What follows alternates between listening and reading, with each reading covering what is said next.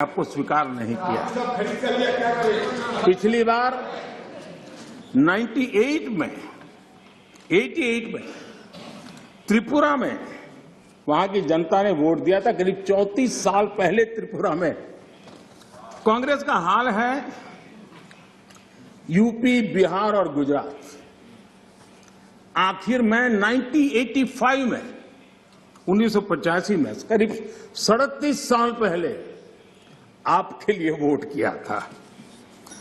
पिछली बार पश्चिम बंगाल में वहां के लोगों ने 1972 में करीब 50 साल पहले आपको पसंद किया था।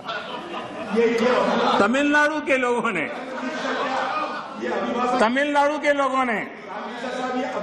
प्लीज तमिलनाडु, मैं इसके लिए सहमत हूं। कागज लेके बाद में बोल रहे। अगर आप उस मर्यादा का पालन करते और इस जगह का उपयोग न करते, और बड़ा दुर्भाग्य है देश का कि सदन जैसी पवित्र जगह देश के लिए काम आनी चाहिए, उसको दल के लिए काम में लेने का जो प्रयास हो रहा है, और उसके कारण जवाब देना हमारी मजबूरी बन जाती है। जवाब देना हमारी मजबूरी बन जाती है।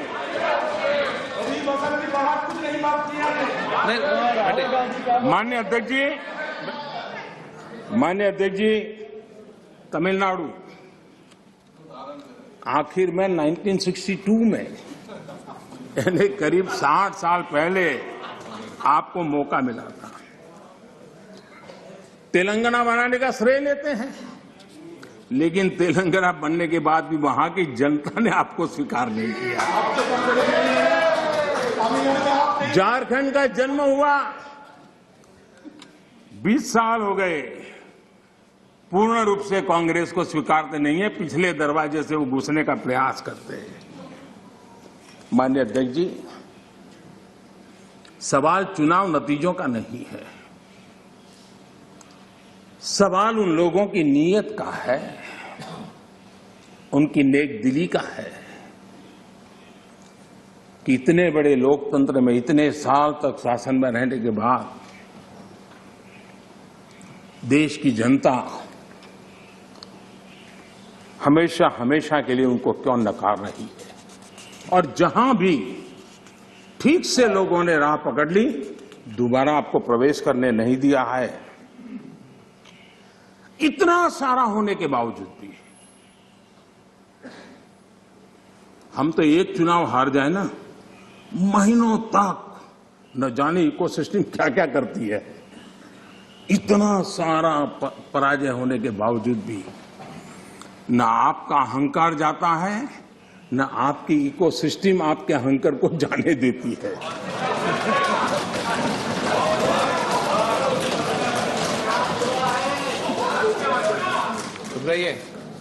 इस बार अधीर रंजन जी बहुत सारे शेर सुना रहे थे। चलिए मौका मैं भी ले लूं। और जब अहंकार की बात मैं कर रहा हूं तब तो मुझे कहना ही पड़ेगा, वो जब दिन को रात कहें तो तुरंत मान जाओ। वो जब दिन को रात कहें तो तुरंत मान जाओ। नहीं मानोगे तो वो दिन में नकाब ओढ़ लेंगे। जरूरत हुई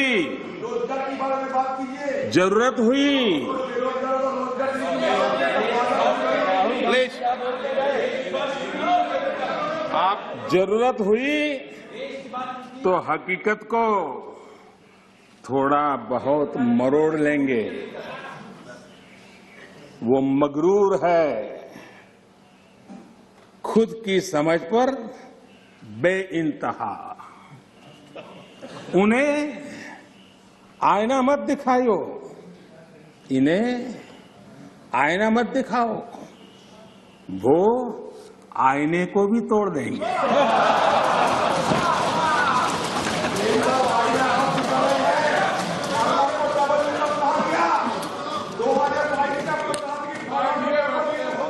प्लीज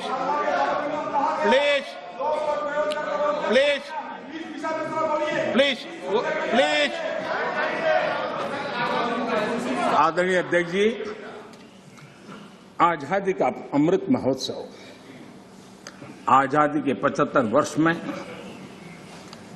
आज देश आजादी का अमृत महोत्सव मना रहा है और देश अमृत काल में प्रवेश कर रहा है।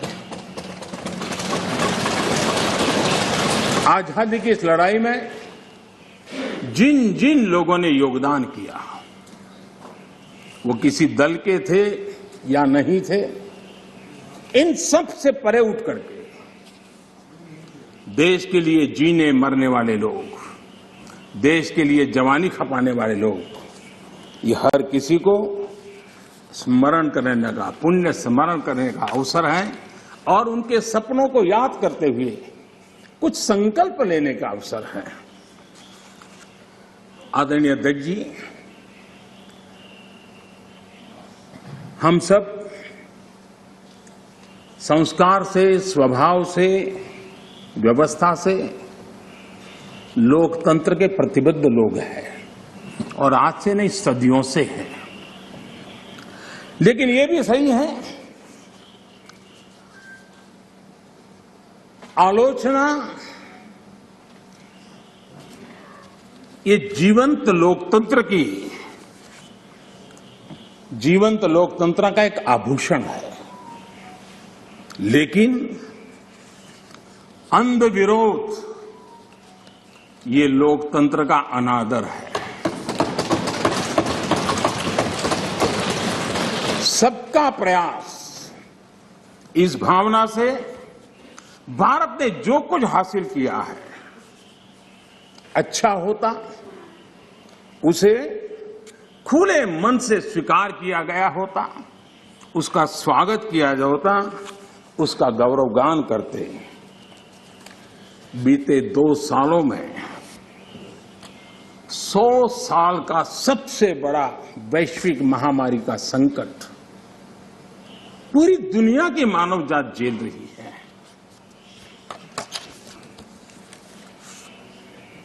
जिन्होंने भारत के अतीत के आधार पर ही भारत को समझने का प्रयास किया, उनको तो आशंका थी, इतना बड़ा विशाल देश, इतनी बड़ी आबादी, इतनी विविधता, ये आदतें, ये स्वभाव, शायद ये भारत इतनी बड़ी लड़ाई नहीं लड़ पाएगा, भारत अपने आप को बचा नहीं पाएगा, यही उनकी सोच थी। लेकिन आज स्थिति क्या है? मेड इन इंडिया कोविड टीके, कोविड वैक्सीन दुनिया में सबसे प्रभावी है। आज भारत 100% पहली डोज इस लक्ष्य के निकट करीब करीब पहुंच रहा है और लगभग 80% सेकंड डोज उसका पड़ाव भी पूरा कर लिया है।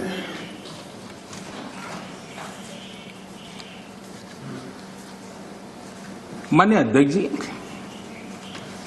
कोरोना एक वैश्विक महामारी थी, लेकिन उसे भी दलगत राजनीति के लिए उपयोग में लाया जाए, क्या ये मानवता के लिए अच्छा है? भारत जैसे, आपको मैं मौका दूं, प्लीज प्लीज। माननीय अध्यक्ष जी, मैंने प्लीज अधीर रंजन जी, आपको पर्याप्त समय, माननीय अध्यक्ष जी,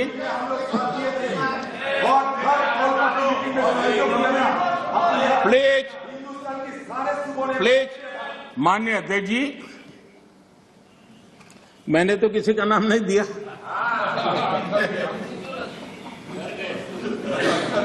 कोई भी टोपी पहन लेने की क्या जरूरत है जी? अरे क्यों? लेकिन जब आप खड़े ही हो गए तो अब मैं नाम दे करके बोलना चाहता हूं। अब आप खड़े ही हो गए हैं तो मैं नाम दे करके बोलना चाहता हूं। इस कोरोना काल में कांग्रेस ने तो हद कर दी।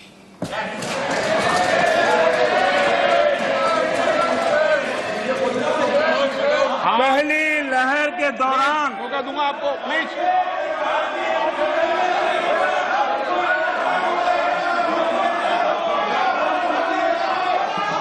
देखिए माननीय सदस्य, प्लीज बैठिए, ये तरीका ठीक नहीं है।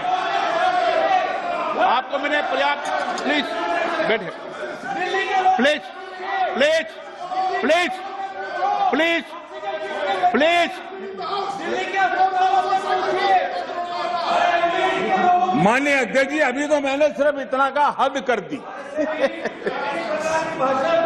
अवसर दिया था मैंने। लॉकडाउन का पालन कर रहा था, जब WHO दुनिया भर के लोगों को सलाह देता था, सारे हेल्थ एक्सपर्ट कह रहे थे कि जो जहां है वहीं पर रुके।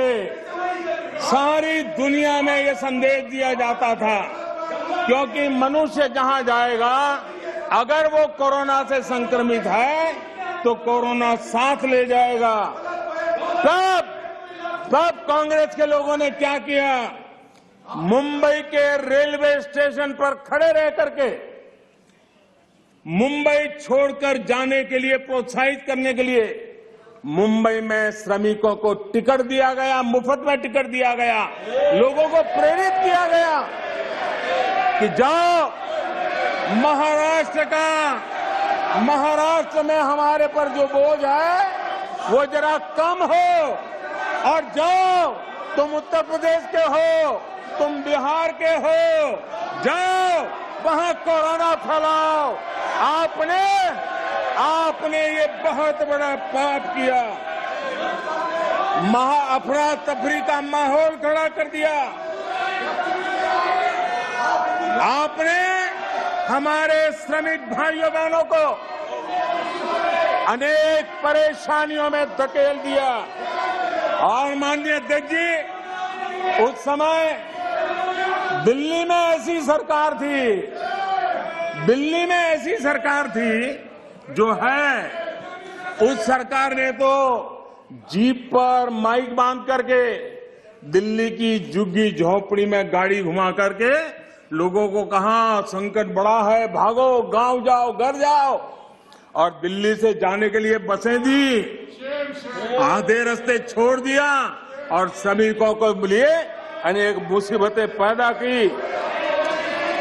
और उसका कारण हुआ कि यूपी में, उत्तराखंड में, पंजाब में जिस कोरोना की इतनी गति नहीं थी, इतनी तीव्रता नहीं थी, इस पाप के कारण कोरोना ने वहां भी अपनी लपेट में ले लिया। माननीय अध्यक्ष जी, ये कैसी राजनीति है? मानव जात पर संकट के समय ये कैसी राजनीति है? ये दलगत राजनीति कब तक चलेगी? आदरणीय अध्यक्ष जी,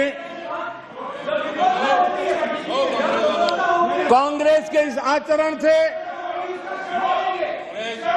सिर्फ मैं ही नहीं, पूरा देश अचंभित है। 2 साल से देश 100 साल के सबसे बड़े संकट से मुकाबला जूझ कर रहा है। कुछ लोगों ने जिस प्रकार का व्यवहार किया, देश उससे सोच में पड़ गया है। क्या ये देश आपका नहीं है? क्या ये देश के लोग आपके नहीं हैं? क्या उनके सुख दुख आपके नहीं हैं?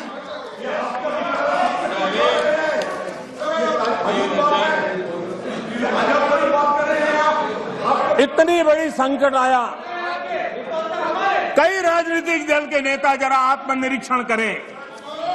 इतने राजनीतिक दल के नेता जो जनता के माने हुए नेता अपने आप को मानते हैं, उन्होंने लोगों को रिक्वेस्ट की हो, अपील की हो, भाई कोरोना का एक ऐसा संकट है, वैश्विक महामारी है, आप मास्क पहनो, हाथ धोना रखो, 2 गज की दूरी रखो।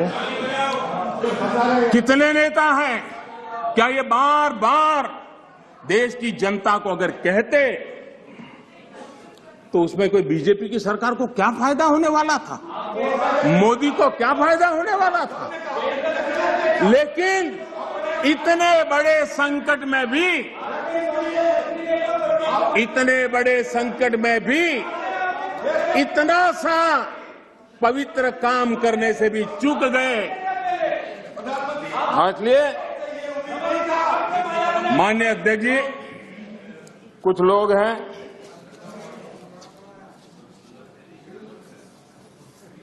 उनको ये इंतजार था कि कोरोना वायरस मोदी की छवि को चपेट में ले लेगा।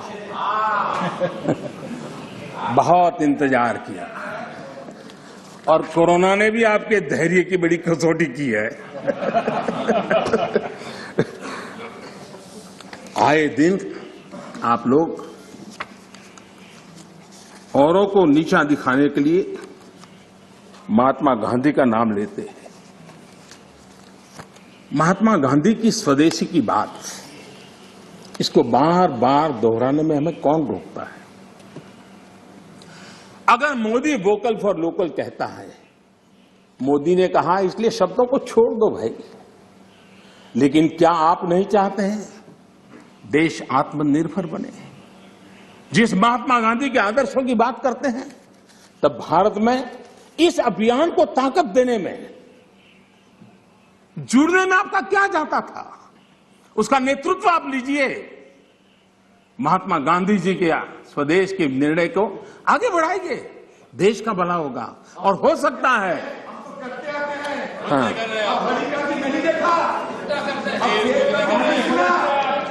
आप महात्मा गांधी के सपनों को सच होते देखना नहीं चाहते। माननीय अध्यक्ष जी, आज पूरी दुनिया योग के लिए, एक प्रकार से कोरोना में तो योग ने दुनिया भर में जगह बना ली। दुनिया भर में कौन हिंदुस्तानी होगा जिसको योग के लिए गर्व न हो? आपने उसका भी मजाक उड़ाया, उसका भी विरोध किया। अच्छा होता आप लोगों को कहते भाई संकट में घर में है, ये योगा कीजिए, आपको फायदा होगा। क्या नुकसान था? फिट इंडिया मूवमेंट चले, देश का नौजवान सशक्त हो, सामर्थ्यवान हो। आपको मोदी से विरोध हो सकता है। फिट इंडिया मूवमेंट, आपके राजनीतिक दलों के छोटे छोटे युवा मंच होते हैं। अगर हम सब ने मिलकर के अगर इस फिट इंडिया के द्वारा देश की युवा शक्ति को इस सामर्थ्य की तरफ आगे बढ़ने के लिए कहते, लेकिन उसका भी विरोध, उसका भी उपहास, यानी क्या हो गया है आपको मुझे समझ नहीं आ रहा है। और इसलिए मैं आज इसलिए कहता हूं आपको ध्यान में आए कि आप कहां खड़े हैं जी। और मैंने इतिहास बताया, 60 साल के लेकर 15 साल तक पूरा कालखंड, इतने राज्य, कोई आपको घुसने नहीं दे रहा है। माननीय अध्यक्ष जी, कभी कभी मैं ये विषय बहुत प्यार से कह रहा हूं, नाराज मत हो जाना।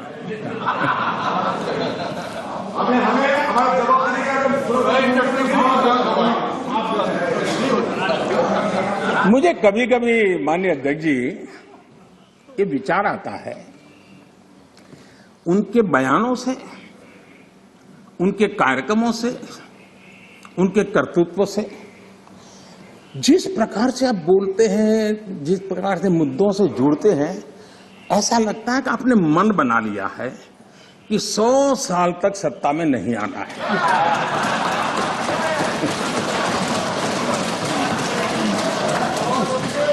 कोई ऐसा नहीं करता जी। थोड़ी सी भी आशा होती, थोड़ा सा भी लगता हाँ यार देश की जनता फिर से फुलहार करेगी, तो ऐसा नहीं करते जी। और इसलिए खैर अब आपने ही तय कर लिया 100 साल के लिए, तो फिर मैंने भी तैयारी कर ली है।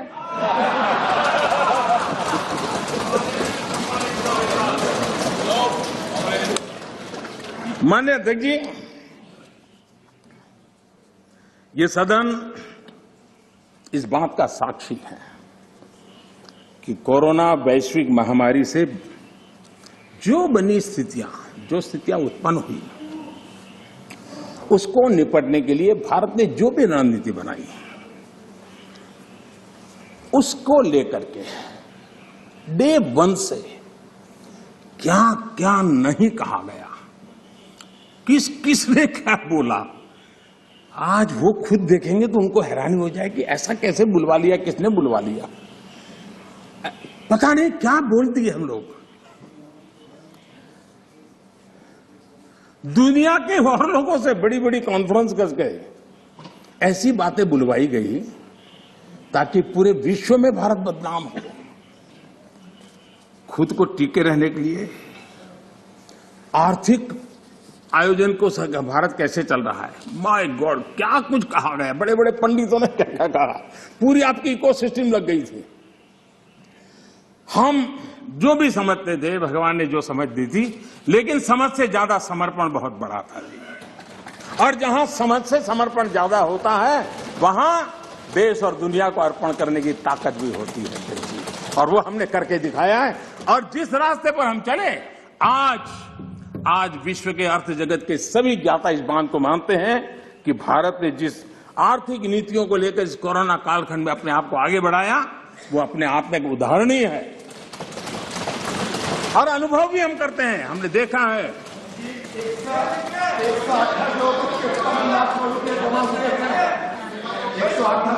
माननीय अध्यक्ष जी, भारत आज दुनिया की, माननीय अध्यक्ष जी, भारत आज दुनिया की जो बड़ी इकोनॉमीज है उसमें सबसे तेजी से विकसित हो रही बड़ी अर्थव्यवस्था है। माननीय अध्यक्ष जी, इस कोरोना कालखंड में भी हमारे किसानों ने रिकॉर्ड पैदावार की, सरकार ने रिकॉर्ड खरीदी की। दुनिया के अनेक देशों में जहां खाने का संकट पैदा हुआ, और आपको पता होगा 100 साल पहले जो आपदा आई थी उसके जो रिपोर्ट है उसमें ये बात कही गई है कि बीमारी से मरने वालों की जैसी तादाद है वैसी भूख से मरने वालों की भी बड़ी तादाद है। उस समय के 100 साल पहले की रिपोर्ट में है। इस देश ने किसी को भूख से मरने नहीं दिया। 80 करोड़ से अधिक देशवासियों को मुफ्त राशन उपलब्ध कराया और आज भी करा रहे हैं।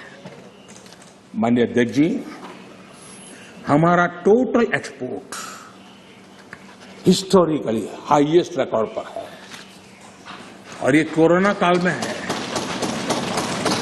कृषि एक्सपोर्ट